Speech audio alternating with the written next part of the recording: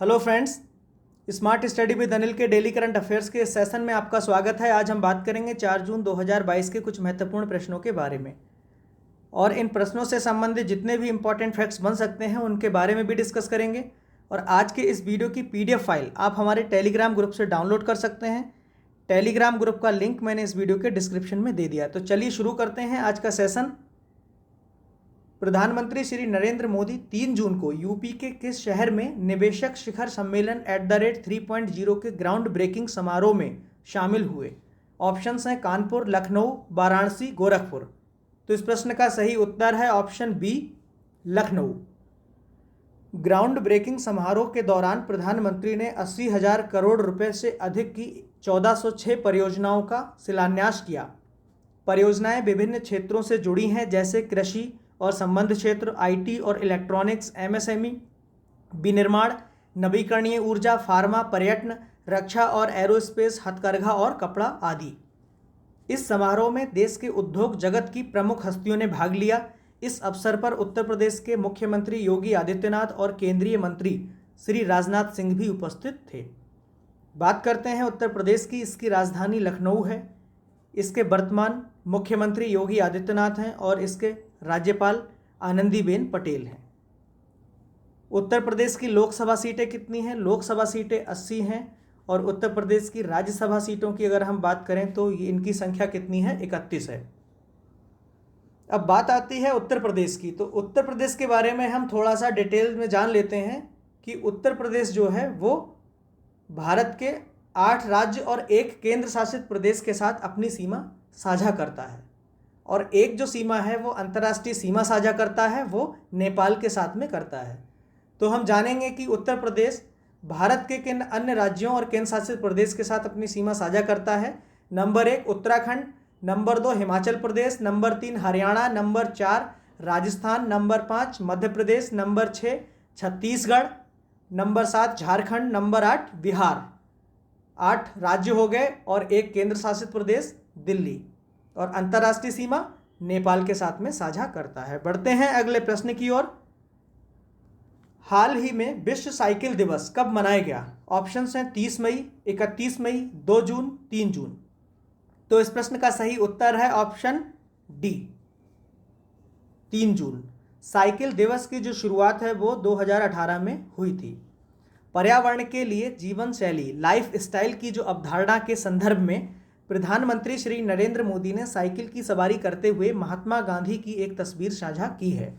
1 जून के महत्वपूर्ण दिवस उनके बारे में डिस्कस कर लेते हैं। 1 जून को कौन सा मनाया गया था? विश्व दुग्ध दिवस। और 1 जून को ही माता पिता का वैश्विक दिवस भी मनाया जाता है। 2 जून को कौन सा दिवस मनाया जाता है? अंतर्राष्ट्रीय सेक्स वर्कर्स डे। और इसी दिन तेलंगाना गठन दिवस भी मनाया जाता है। बढ़ते हैं अगले प्रश्न की ओर। हाल ही में किस राज्य केंद्र शासित प्रदेश सरकार ने कॉलोनियों और सड़कों का नाम बाबा साहेब अम्बेडकर के नाम पर रखने की घोषणा की है?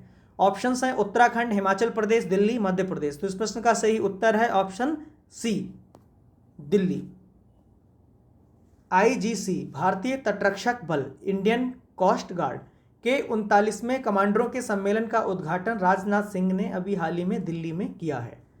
दिल्ली में शिक्षा गीत इरादा कर लिया है हमने रिलीज हुआ है।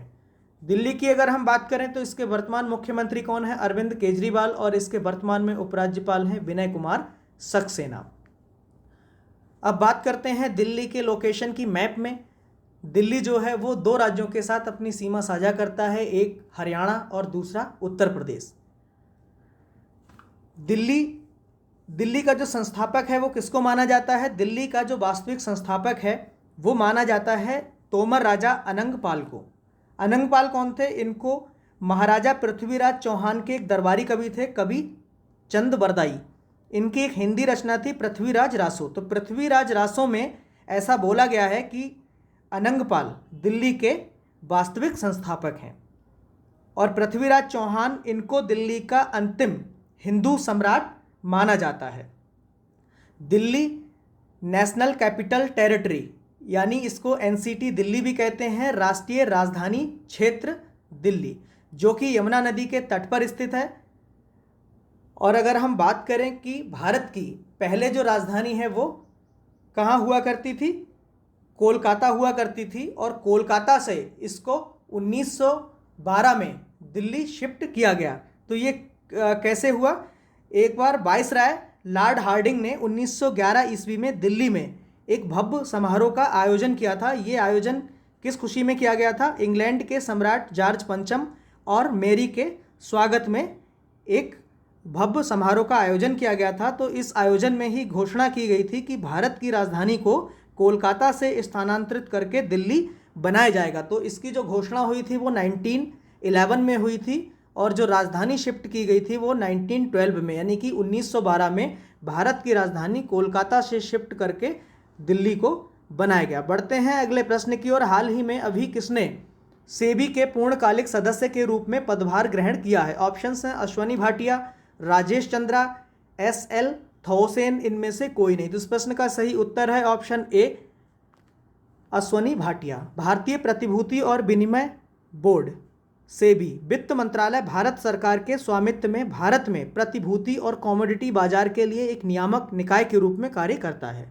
सेबी यानी securities and exchange board of India, इसकी स्थापना कब हुई थी? 12 अप्रैल 1988 को हुई थी। इसका मुख्यालय कहाँ है? मुंबई महाराष्ट्र में है और इसके वर्तमान में जो अध्यक्ष हैं वो माधवीपुरी बुच हैं। ये हैं अश्वनी भाटिया, जिन्हें हाल ही में सेबी के पूर्णकालिक सदस्य के रूप में चुना गया है। बढ़ते हैं अगले प्रश्न की ओर। हाल ही में टाइटन रागा ने किसे अपना ब्रांड एम्बेसडर बनाया है? ऑप्शंस हैं कैटरीना कैफ, आलिया भट्ट, दीपिका पादुकोण, प्रियंका चोपड़ा। तो इस प्रश्न का सही उत्तर है option B, Alia Bhatt. Ayurvedic personal care brand Medimix, इसका ब्रांड एम्बेसडर किसे बनाया गया है? कैटरीना कैफ को। स्पोर्ट्स क्लॉथिंग ब्रांड पूमा, इसके कौन है ब्रांड एम्बेसडर? George Russell.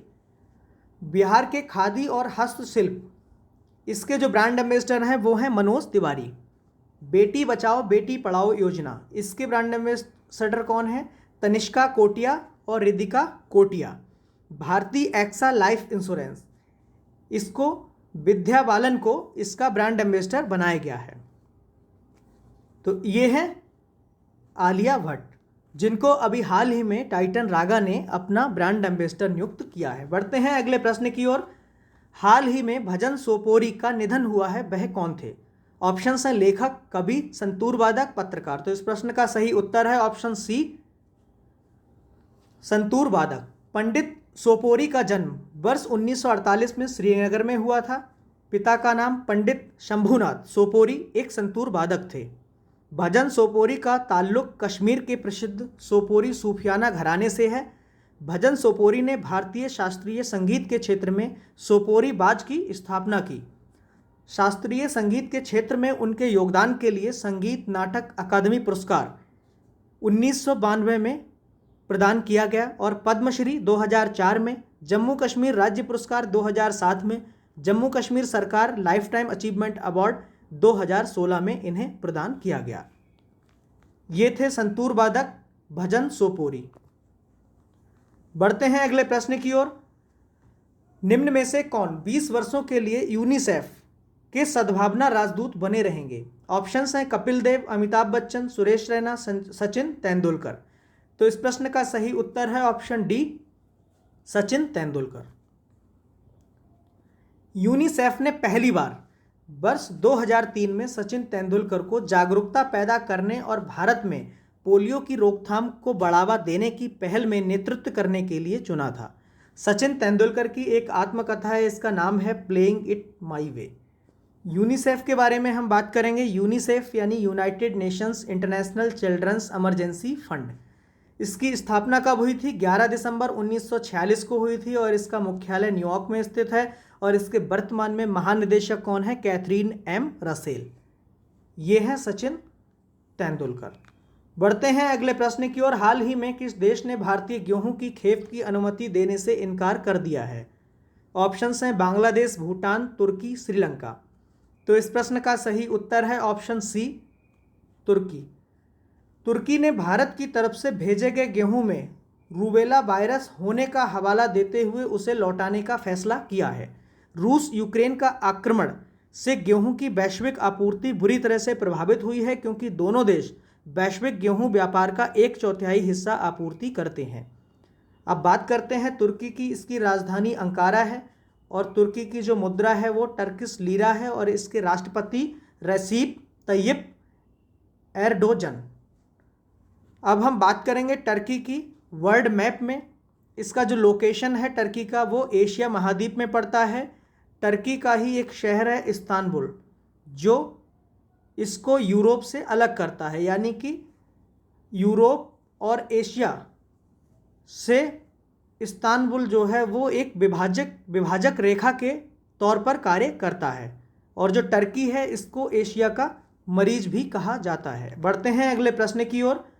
हाल ही में किस राज्य ने कागजी स्टाम्प पेपर का चलन समाप्त करने के लिए ई स्टाम्प सुविधा शुरू की है? ऑप्शंस हैं पंजाब, केरल, नागालैंड, उत्तर प्रदेश। तो इस प्रश्न का सही उत्तर है ऑप्शन ए, यानी पंजाब। सरकार द्वारा राजस्व की होने वाली चोरी को रोकने के उद्देश्य से राज्य में कागजी स्टाम्प पेपर का चलन समाप्त किया गया है। देश का पहला पेपरलेस हाईकोर्ट कौन बना है? केरल। देश की पहली पेपरलेस विधानसभा कौन बनी है? नागालैंड। पेपरलेस बजट पेश करने वाला देश का पहला राज्य कौन बना है? उत्तर प्रदेश। पंजाब के बारे में अगर हम बात करें, इसकी राजधानी चंडीगढ़ और इसके वर्तमान मुख्यमंत्री कौन है? भगवंत मान। और इसके वर्तमान राज्यपाल हैं बनवारी लाल पुरोहित। अगर मैप में हम पंजाब के लोकेशन की बात करें तो ये जो रेड कलर से दिखाया गया है ये है भारत के मैप में पंजाब की लोकेशन। पंजाब जो है वो भारत के 4 अन्य राज्यों के साथ अपनी सीमा साझा करता है। कौन कौन से राज्य हैं? राजस्थान, हरियाणा, हिमाचल प्रदेश और जम्मू और कश्मीर।